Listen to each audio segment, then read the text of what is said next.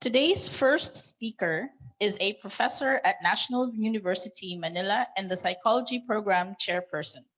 She is currently finishing her Doctor of Philosophy, major in Psychology, major in Industrial Psychology at Far Eastern University. She graduated with a degree in psychology from St. Paul University in Tuguegarao and earned her Master of Arts in Psychology from Cagayan State University.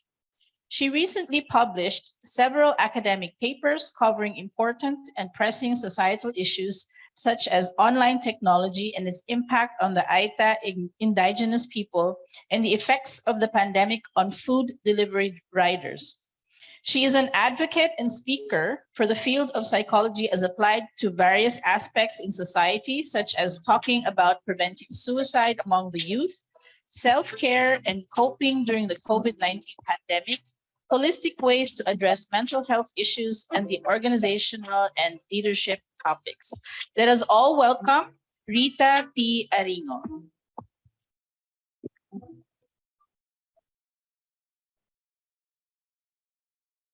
Thank you for the introduction. Good morning, everyone.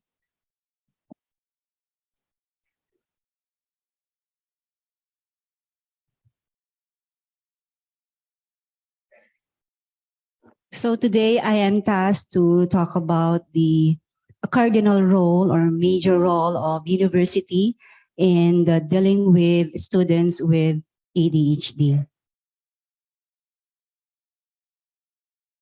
So first, I would like to begin with the academic life, college life of students. Next slide, please. We have these different experiences of the students the moment that they come to the university. I chose these 6 experiences since students are actually facing a lot of encounter, not just with their professors, their lectures, but as well as other experiences relating to one, we have identity formation or exploration. You know, college life is a critical developmental life stage, and that is part of a major transition of an adult. As the students are transitioning from adolescence to adulthood, it is an emerging adulthood. So university is designed for identity exploration. It teaches you how to become self-reliant, and independent. Time to choose friends, of course. You need to form romantic relationships and even stories about breakups and a lot of partyings and even overnights. Now, even diversity is something that we need to embrace. You know, in university, the demographics of students and professors are shockingly variant. The variability is tremendous in contrast to the senior high or junior high people. Kung noon, ang kilala mo lang ay mga taga-kabarangay mo, ngayon, buong Pilipinas na mamimit mo sa college. And that is exciting, meeting people of different backgrounds, beliefs, and stories that will make encounters with them exciting. Now, in college, every day seems like a new day. The way of living will definitely be new, and you always find yourself experimenting, testing, and discovering a lot of things. From, for example, meal preparation, doing your own laundry, ganyan po ang buhay ng isang college. And of course, all part of self-learning. And that is the next, which is independent study. Remember that in college, 2/3 of your life in college will be done outside of lectures and seminars. So ganun po kalaki yung portion na dedicated for your self-study. The lecture and seminars and aspects of your course are the least time-consuming. Yes, it is. Now we have number 5, which is study-life balance. Kung meron po tayong work-life balance, sa college meron din tayong study-life balance or better term, study-life harmony. Yes, we want you to be great, we want you to be scholar, but at the same time, life goes on. There are many other opportunities and activities for university life students, such as yung organizations or clubs. These are all existing in university. Now, it's up to you where to sign up for membership. We also have volunteering works, part po yan ng buhay at program ng college. We have community extension program. And some college students also would love to have part-time jobs. Actually, nung pandemic, napakarami pong mga students namin ng may part-time job or even full-time job to feel the total independence that they are now enjoying. So we also have the established support system. They should know this, that in the university, there are support groups as an individual and as a student. Of course, you have the support of your friends and of your family back home, but there are new friends at the university, including the academic friends. And as a student, you can find support for several different aspects of university life, such as health and well-being. This is already in place, and some of the universities are also towards the creation of the mental health protocol. And then finances as well and accommodations of it are always an idea to research what other kinds of support might be available. Now, why am I highlighting these different facets in the university life of a student? Because upon entering college, it becomes more difficult for some other factors such as self-directed learnings, expectations to adopt in a new environment, thus may precipitate ADHD symptoms. Significant impairments in life may occur. So it is already difficult for students, how much more if you have this underlying condition? Because being smart is only a protective factor. Kung magaling ka nung senior high, ng junior high, elementary, this will not work the same already in college.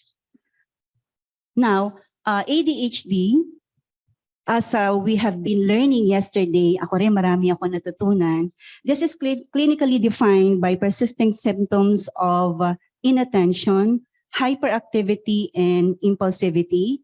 Hindi na natin i-discuss yan kasi marami na tayong natutunan kahapon. But what I want to highlight here is the functional impairments in multiple domains of daily life. You know that these symptoms should occur in not just one setting, but it should be in 2 or more settings.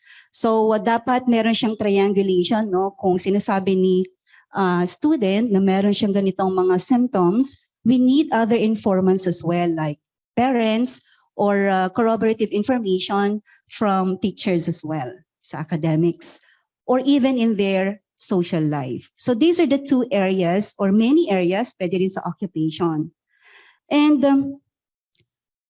for the academic difficulties, ito na nga, nagsasurface, nag-emerge na yung difficulties like sa grade, hindi consistent, no? Hindi nila na-maintain yung grade. So this is a starting point for the teachers to investigate already. It's a prompt for coursework, difficult to accomplish, follow through is also challenging. So noong umpisahan, excited sila sa una, pero dahil medyo matagal yon, it's actually a long-term project. So usually hindi siya natatapos. I think this was mentioned by one of our speakers yesterday. Very good siya in terms of performing, but in reporting, medyo doon na nagkakaroon ng problema. And then assignments, even in retention and completion of the program. Now, how exactly does ADHD affect learning? So we have here, you can observe in the classroom settings that they can't do or they can, but they need assistance. Kailangan mo talaga ng scaffolding. Or they can do, but lacks mastery. They don't have this much information. They're missing the details. And then what if you also encounter as a student that they can do the work, you have seen them do the work and even quite independently, fluently, and accurately, but they won't. Okay, or will, but only under limited circumstances, like when they are interested or under pressure, will, but at the wrong time, in the wrong place, and in the wrong assignment.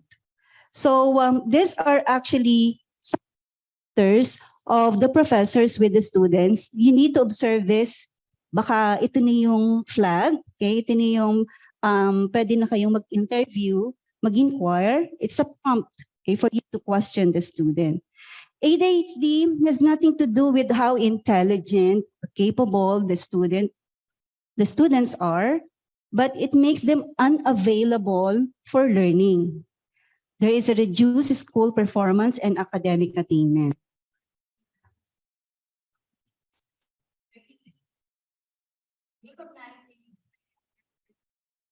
That ADHD presents in the classroom, so it is now part of the learning disability. However, in the DSM-5, in the Diagnostic Statistical Manual, and the ICD, they have this typical characteristics and behaviors of ADHD in students and adults. So you should say this. Actually, itong emotional dysregulation, isa na siyang symptom talaga sa ADHD. Kasi usually ang focus natin, nandiyan lang siya sa hyperattentiveness down to impulsivity. And this is already a core symptom, which is emotional dysregulation. So what are the associated behaviors? We have here, for example, in inattention, we have losing focus. And then we also have a paradox, which is over-attentiveness. Okay? So sometimes kasi overcompensate din sila. Kaya nga yung iba, ang thinking nila sa mga may ADHD ay perfectionist. All right. So, next slide, please. Ayan. I attempted to know the status of a mental health condition because we are planning to come up with a mental health protocol. Kasi yan na yung batas, di ba? Dapat sa school, meron na tayo niyan. So in the Department of Psychology and Allied Health Sciences, I started surveying.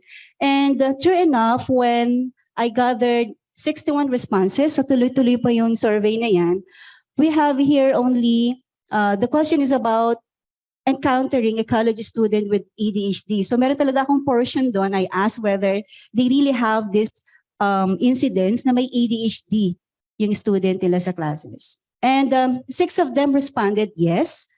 And then 34, and then the rest, meron din silang mga suspicion that they have ADHD. However, when I started probing, I asked them kung ano yung talagang situation ng mga students na may ADHD. And it came out that these students are actually suffering from anxiety disorders and depression. And they're not sure whether it is really ADHD. Na-mention lang ng estudyante. And sila din, meron din silang hint. Lagay ko meron silang ADHD, ma'am, kasi masyado silang hyper. And this was during the pre-pandemic, and then ito na yung face-to-face. But they were not able to identify during online. So ito yung nag-stop sa atin kung paano natin ma-identify ang mga students na may ADHD and other mental health conditions. Now, I also even asked specifically what mental health conditions and disability these professors were actually seeing and observing. Now, we have here high rates of depression and anxiety. And again, you can see only a few from eating disorder. I also included that kasi mayroon akong mga reports na natatanggap, like for my psychology students, na meron silang eating disorders. It's either nag-gain sila ng weight or nag-lose talaga ng weight and then wala ng appetite. And other disabilities. Now, cases of, ADHD in classes were too few. So makikita mo naman dun, no? Determine initial observations by the professors and other conditions. However, most of these conditions were self-reported by students. Now here, this data gives us a reason to pay attention to ADHD. So I gathered some literatures and data that there are conducted studies, for example, by Song et al. Mas recent na po dyan, in 2020, they have this prevalence of persistent adult ADHD was 2.58%, and that symptomatic adult ADHD was 6.76%.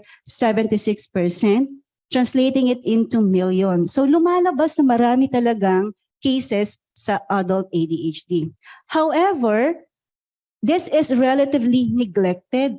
Kahapon may nagtatanong kung may researches At sabi ni Doc, di ba, nag-respond siya, so far, hindi ganon ka-robust yung research sa adult ADHD. And that is also true in the Philippines.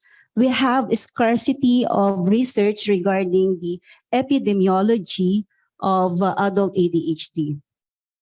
So that's why in university, ADHD is considered hidden. Bakit po siya hidden? No? Bakit hindi siya ganon ka-obvious or hindi siya madaling ma-identify? One of that is because the symptoms are actually mistaken for stressful life situation. So para madali siya i-dismiss, ano ka lang, ngarag ka lang, pagod ka lang, ipahinga mo lang, itulong mo lang yan. So hindi talaga siya na-address. And then, it was mentioned yesterday that symptoms of the adult ADHD are underdiagnosed and misdiagnosed because of comorbidities and coexisting mental health conditions. So it's either na meron din palang depression sa student, meron din siyang anxiety disorder or personality disorder. So yun yung reason kung bakit hidden ang ADHD. And another one is most of the tools, most of the assessments are actually developed for children. Kahit nga ako, pag nagtuturo ako sa abnormal psychology, my emphasis is usually on children. And then, parang isang linya nga lang yung nababanggit ko, it persists in adulthood. Not realizing that I'm dealing with college students, siguro marami nang nagdaan sa akin, hindi ko rin nakita na meron din pala silang ADHD. Pati nga ako kahapon, parang dinadiagnose ko yung sarili ko, meron yata akong ADHD. Yes. Kasi medyo, tarantahin eh. Now, few researches were actually conducted. Para nag-fast track yata ako sa aking slide. Balik lang natin.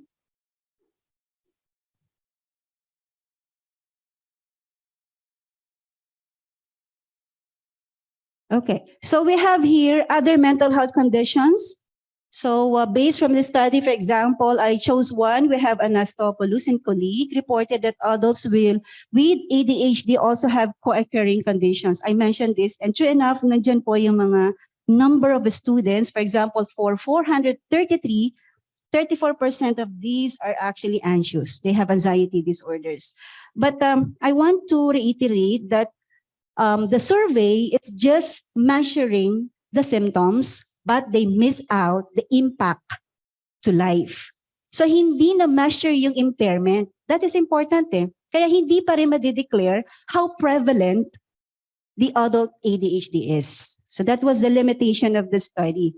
And so nagkakaroon talaga tayo ng misdiagnosis. So the ADHD can easily be missed due to comorbidities, like for example, sa depression. Walang attention, di ba, sa depression, but this only happens when they have the episodes. But for ADHD, regardless of the mood, problem talaga ang attention. Okay? Pati rin ang concentration. For example, sa anxiety.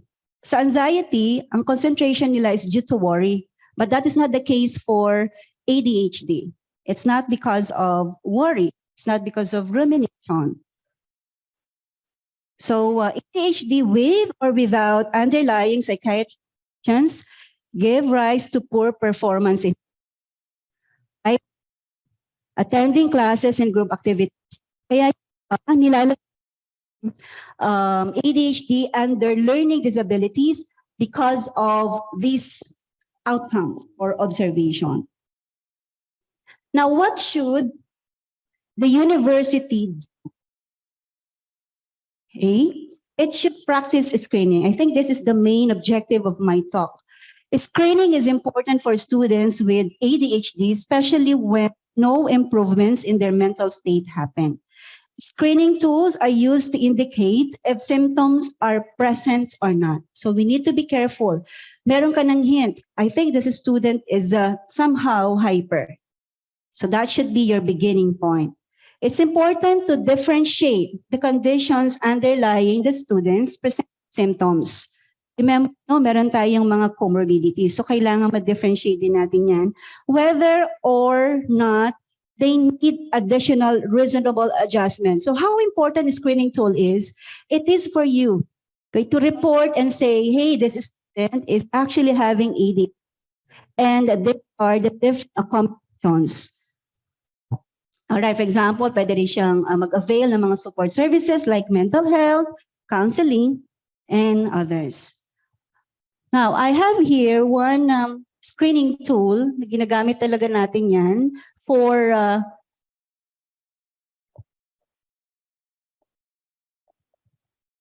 thank you. We have here the adult ADHD self-report scale by Kessler. Napaka-igsi po nung test. There are 6 items only. So it's very quick. 24 points lang yan. So pwede kang mag-assign, for example, for never, 0, and then 5. And then if you have like 18, okay, so continuous lang po yung points. Medyo meron na siyang parang may ADHD. Remember, this is not yet a diagnosis. Okay? So pwede niyong sagutin yan. Tick nyo. No? Kapag puro nasa never, of course, walang ADHD. Pero kung nasa number 5 na kayo, often, okay, that you have this observation, we really need to proceed with the second stage. So that's how important screening is.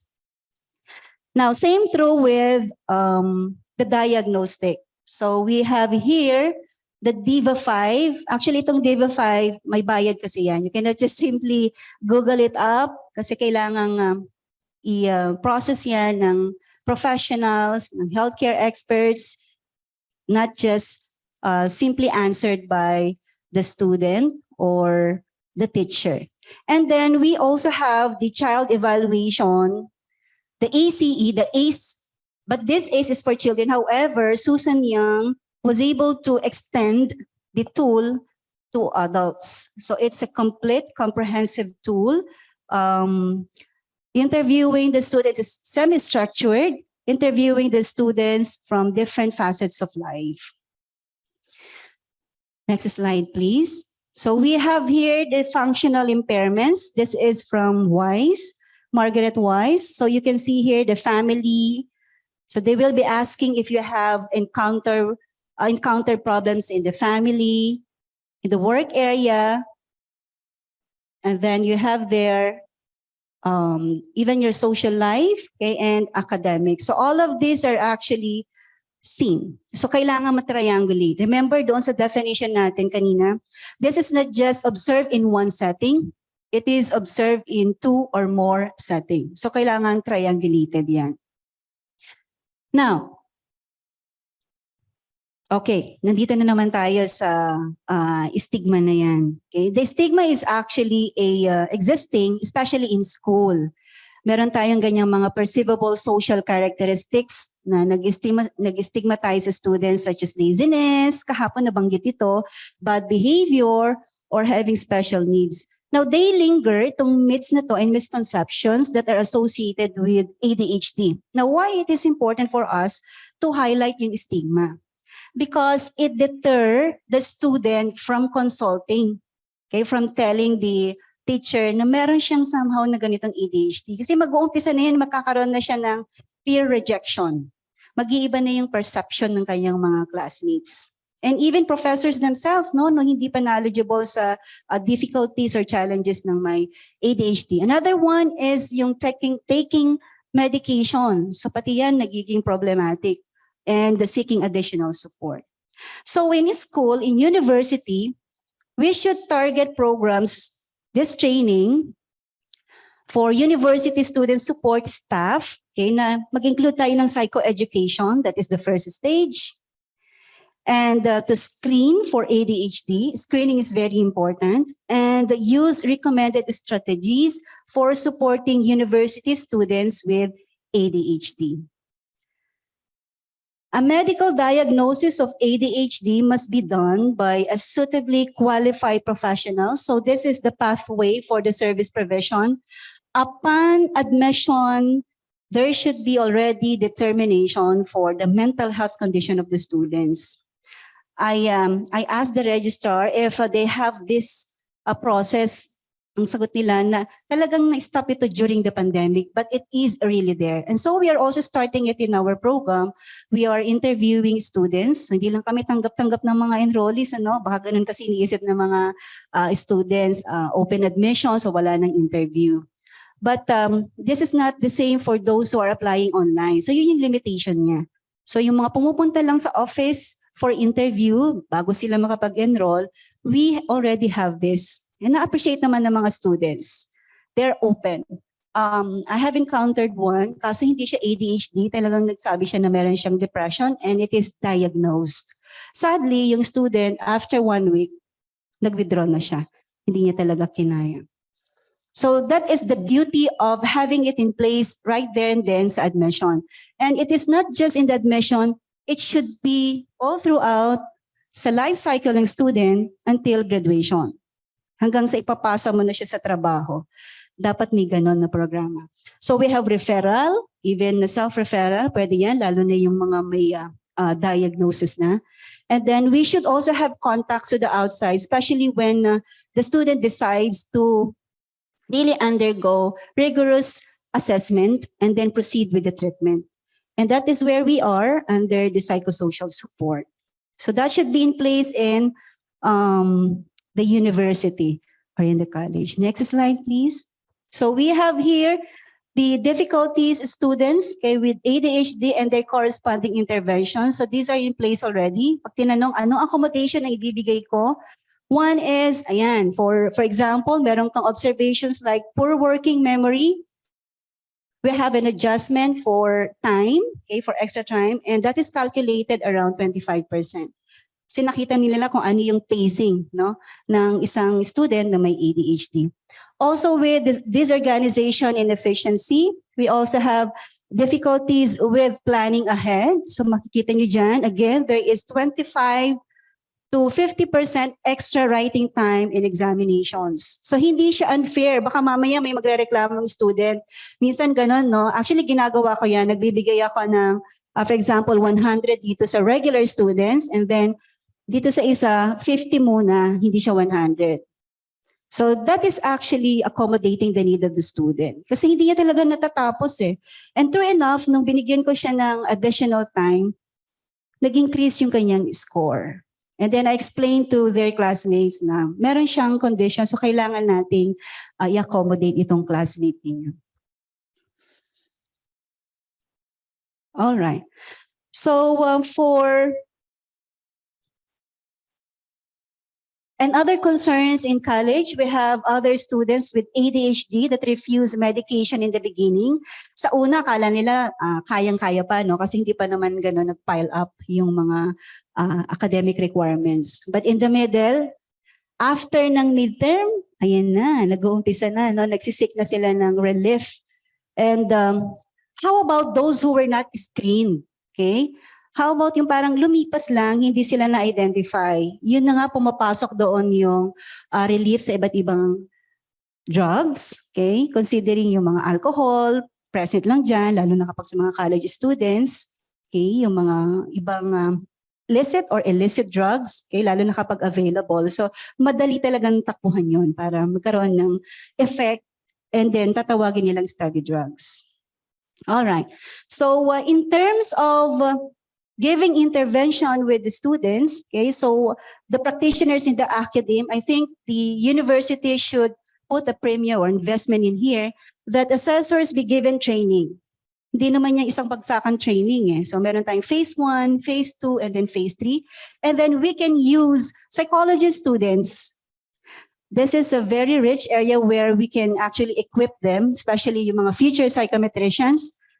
I proposed this already to our dean that we should have a psychological testing center so that this will be a practice for the psychology students as well. Libre siya, pang community, no? So kahit sa screening pa lang, meron nang mangyayari, ma-identify na siya. Okay? And then how to conduct a detailed report, all right? For evaluation and education-related interventions. Ito yung importante kasi si teacher hindi siya equipped, okay? Kung paano magbigay ng report or si academic advisor. Kasi kung minsan, it just ends with, usually ito yung report ng faculty sa akin, ma'am, na-refer ko na siya sa counselor natin, pero hindi ko alam kung ano nangyayari. So meron naman yung iba, swerte kasi nagbabago, nag-improve, relieving on the part of the student and the professor, pero marami yung iba, hindi niya alam. So in between, wala silang feedback kung ano nangyari kay student. So it should be a working relationship among the three, the student, the counselor, and the teacher. So dapat si teacher din nagpa-follow up kung kumusta na. Kasi magkukwento yan si student ma'am, parang wala namang nangyayari.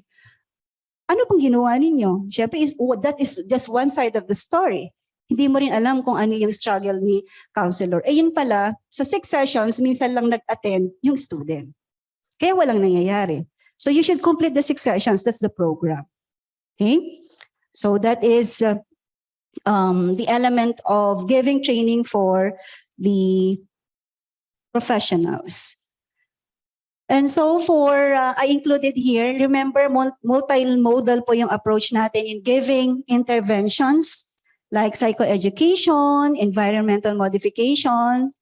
I included there bio-psycho-edu. So dapat nandun yung educational factor. So kailangan nating i-highlight niya. And then the academic coaching here is actually a derivative of the DBT or the CBT. So marami naman tayong pwedeng hiramin dito sa mga existing therapies. Kasi akala natin, wala tayong say, no? For example, teacher lang naman ako, hindi ako pwedeng magbigay ng training na yan. Actually, pwede. You can equip them. Si-certify and then mag-attend talaga sila ng training. For example, specialize natin. And this is for ADHD. ADHD alone. This is for depression. Depression. Tingnan natin kung meron tayong gamitin ng screening tool, interview. Kasi structured yan eh. When we say structured interview, nandyan na yung mga tanong. So you just teach them how to prompt, how to probe, and triangulate. So that's how important it is. And of course, for series of sessions, kailangan ibigay na natin sa mga experts yan. And other interventions. Now, in the mode of interventions today, we are blessed because we have online already. Although online has been existing, but it is prevalent today. So available na tayo. Kung hindi kayo makapag-travel, we can have online. Then when you have face-to-face, individual therapy, and group therapy as well. So for students, next slide please. In these stages of college student life, we have access to higher education, the extent to which students can gain entrance to different types of HEI. Retention, ito importante ito, no? If the student has the likelihood of continuing or withdrawing from a program, attainment, course of their academic potentials, and progression, if they were able to successfully complete their program, and afterward into employment. So for the ADHD, should be catered for under a separate category. It should not be mixed with, let's say, for example, learning disability, generalized siya. Kaya nagiging hidden kaya nami-miss out. So it should be a separate category, adult ADHD. All right. And then in this case, it will have a greater recognition for its impact on learning with higher education to be adequately assessed and mitigated. That is our purpose, i-mitigate natin. Understanding exactly what works best for university students. We can also benchmark kung ano yung mga best practices ng ibang schools. Kahapon may na-capture ako sa Binild, no? Nakita ko yun. So I can actually make use of those practices as well. And then staff training and development should be prioritized under the inclusive practice agenda in higher education. Gusto mong maging inclusive? So give training to staff para sila yung liaising officer. So this training is likely to enhance knowledge about how best to support university students with ADHD and upskill practitioners and assessors who work with those students. So thank you. I hope you were able to capture a few or bits of information regarding the college life of students and support that we could give them. Thank you, ma'am. Thank you po for your talk. We're really learning and we're really glad to know that we are advancing in terms of understanding and actually practicing accommodation in the higher education. Kasi usually, no, parang nag-start talaga siya with the very young children. And mas madali siyang imagine for us what accommodation is like for them. Pero pagdating sa college, parang paano kaya yan? So thank you. Thank you so much for enlightening us. All right, we will be entertaining questions from the floor. Please raise your hands po kung meron tayong mga tanong for our guest. Any questions po? Sige, raise your hands. The ushers will approach you. They will approach you. Parang dito po sa online, we have a question.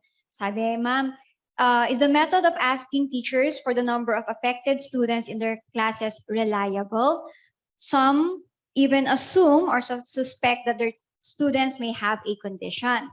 What should be the proper method of determining the demographics of affected students?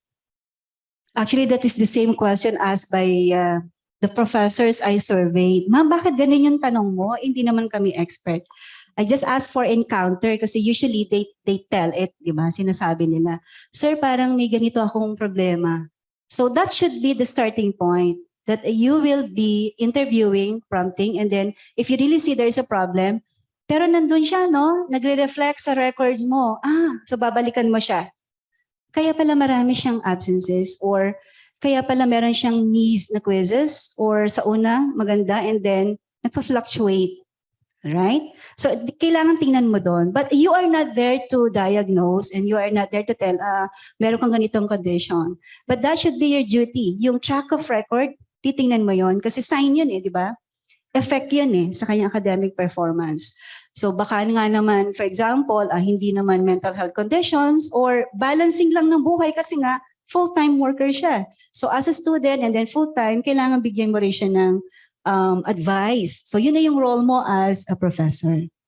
So really looking for ways to help your students. I remember when I was in college, parang sinabihan ako ng prof ko, binigyan niya ako ng chance to make up for my grade. Sabi ko, bakit wala naman ako na-miss? Mababa, pero wala naman ako na-miss. So I asked her, sabi niya, I think it's not a knowledge thing. Sabi niya, I know you can do better. So parang ko, salamat po sa confidence. So thank you for those sensitivities from our professors, good professors. Yes po. Regarding po dun sa, since let's say you were able to identify your kid that has ADHD, and then do you have a list of resources, articles, or professionals that you can actually give out to schools? Kasi to be honest, I have 4 kids, and I did it after attending the conference. I just realized that there is a really big possibility that yung eldest kid, who's already in high school and going into college soon, actually has ADHD. Kasi I had trouble with him, di ba, online class. So, dumating kami sa point na 60 modules from way back June, August, hindi niya napapasa. So, doon ko na-realize, oh my God. Tapos lagi ako nakaka-receive ng calls, complaints about, not really calls or complaints, but teachers telling me na hindi siya nag-on ng camera. Tapos doon ko siya na-realize kahapon from the talk when they were actually, so ang dami ko talaga na-realize. Sorry. Nagulat kasi ako, hindi ka na-expect. So I want to help him. So, syempre, like what you said, not all schools are aware kasi hindi din kami alam. Alam lang namin he has so you're issues. Asking po for tools that you can tools use. Yes, tools po. Actually, yung tools na yan, hindi siya basta-basta ibibigay sa inyo, ma'am, no? But the counselor and the advisor should teach you, for example, checklist. Alam ko mga checklist lang ibibigay niyan. So magbibigay siya ng mga behavioral checklist and then ititik mo yon. Observation for example, whole day. And then ganun din si teacher. Dapat meron din siyang checklist. So once na nakita niya, based on your responses, doon na magka-come in yung next step. So most probably checklist yan, ma'am. And then they will give you behavioral management basta nakita na nila na may problem. Kasi actually yung expert, hindi naman siya nandun sa'yo, di ba? Yung bata. ikaw yan kasama mo siya, pati si teacher. So si teacher at saka si mom or yung parent, bibigyan ka talaga ng, let's say it's not two, pero yun na yung intervention, ma'am. So ang number one ibibigay sa inyo ay yung ABC approach, yung antecedent, behavior, consequence, tuturuan ka din yan kung paano mo ma-establish yung problem. Because you need to have an understanding. Kaya yung binibigay ng iba ay CBT, Cognitive Behavioral Therapy, para maintindihan din ni ma'am. I mean po, just in case yung school mismo walang awareness. Kasi feeling ko they didn't know din. Kasi nagsasabi lang sila na, like, this is what's happening to your child. Ito yung behavior niya sa klase. So maybe I can help them in a way na, we can, baka ito po makatulong sa inyo to identify his behaviors better. Parang ganun po. Ang Kasi may school mga counselor schools, natin, ma'am, they are trained actually to deal with that. sila na lang. Baka nasa adjustment period pa lang. Usually yan Okay yung po. role ni guidance counselor or school counselor. Okay. Thank you. Sige, thank you. Sir? Hello po. So I am a college student na currently diagnosed with ADHD. So from what I experienced po, hindi po sa tests na nagkaroon po ako ng difficulties, pero sa mga lectures rin. Kasi po, yung mga lectures, I think po medyo mahaba siya. So like mga 2 or 3 minutes na space out na po yung mind ko. So my question is, what do you think po, what are the remedies po that I could do and what the professor could do po? That's all. Okay, that is a good question kasi pati rin si Prof na mga problema kung minsan believing na this student will miss a lot of my lectures, especially yung mga salient ones. Doon pa siya lumalabas or doon pa siya inattentive. We can have another way. So aside from lecture, dapat meron siyang kopya, meron siyang course material. And you can have it. So meron siyang ganong provision. I think it's already a requirement that the teacher should have these different modules that corresponds to the lecture. Kasi ang sa lecture talagang interaction yan, di ba? And then you need to discuss major concepts with the students. Now this time, if you want to go back, kung may na-miss ka, dapat meron siyang mga course materials. Meron siyang instructional materials na provided. Yun ang hingin mo kay Prof. Dapat meron siya nun. And then meron siyang calendar of activities para structured na rin, no? Yung iyong activities, kung kailan ka magsasubmit, kung anong dapat matapos mo for this week. You could ask that to your professor. Thank you, ma'am. Last 2 questions po. One from sir and then the next kay ma'am. Yes, ma'am. Good morning po. Yeah. Actually, gusto ko sanang tanungin about the National University or other university promoting inclusive education, especially kahapon yung inclusive education sa Binild, and then the Assumption and other university practicing inclusive education. May research po ba or kinandak ang National University kung ang school natin ay inclusive na po ba tayo or hindi?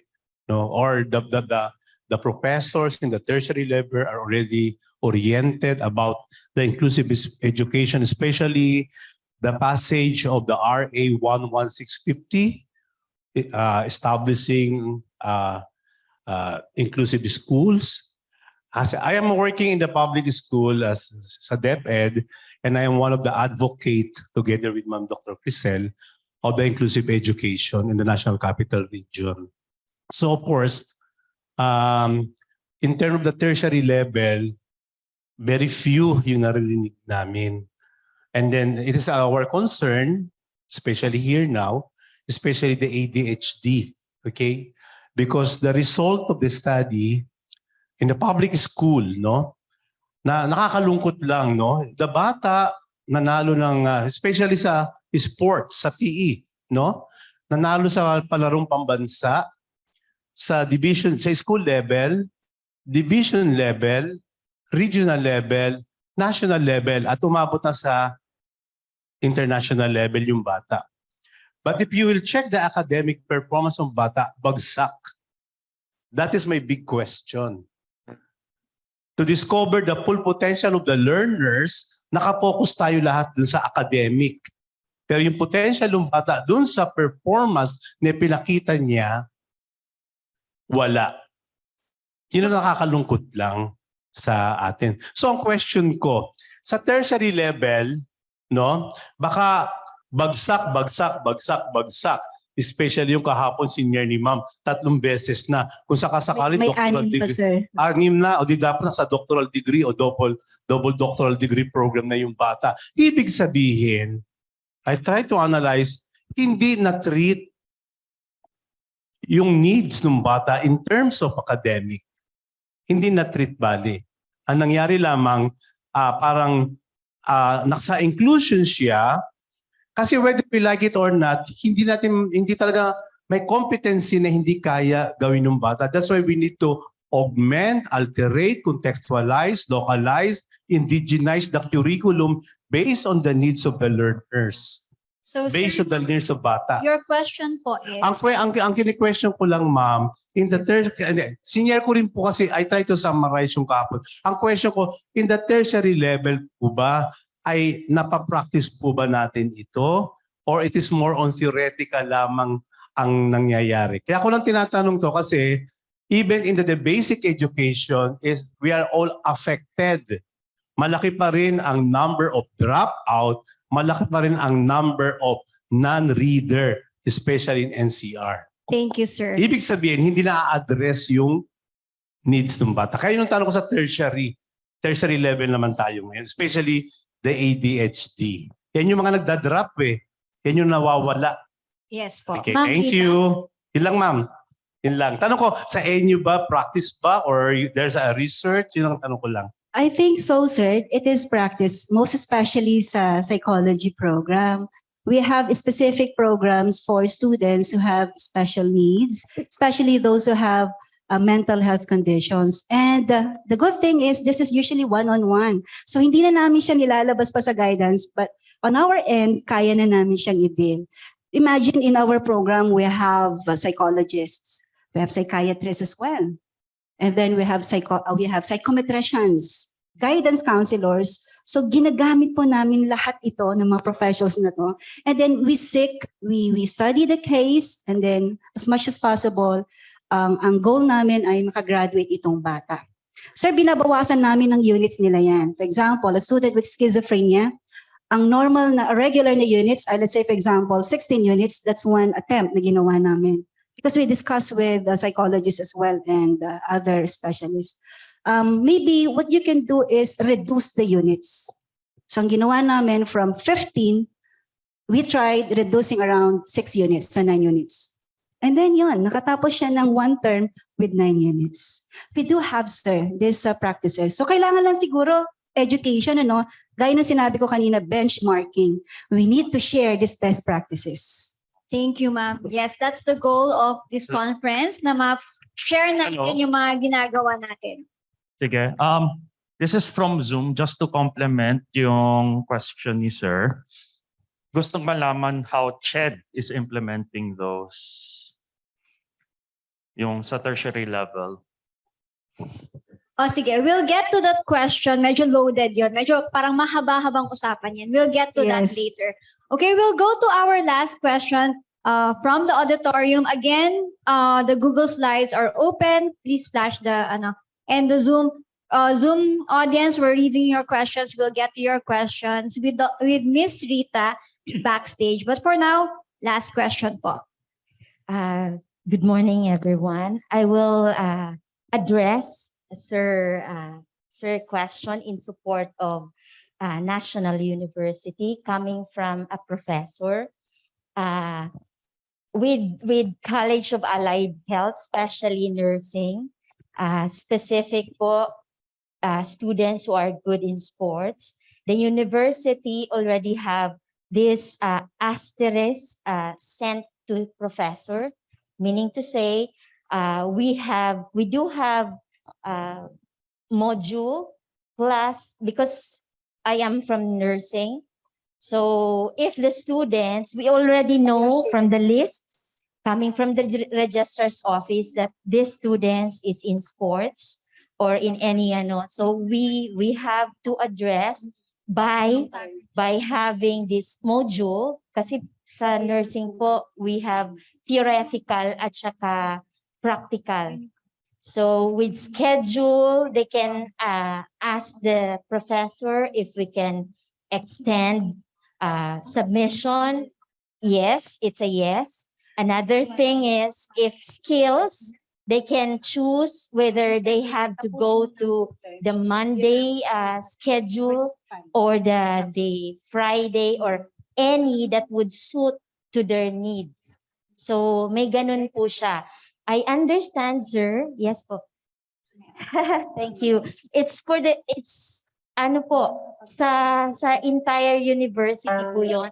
I believe that with inclusive education is more on elementary and high school, but we are geared towards the higher education po, geared towards to have inclusive education. Napakagandang Thank you. usapin, ano? So, we're looking forward, we're really looking at the best practices of different schools. So we really thank you, ma'am, for sharing what you have been doing. I know it kind is frustrating for us, no? Ako din, tinatanong ko nga si ma'am, sana nung college, sana ako din.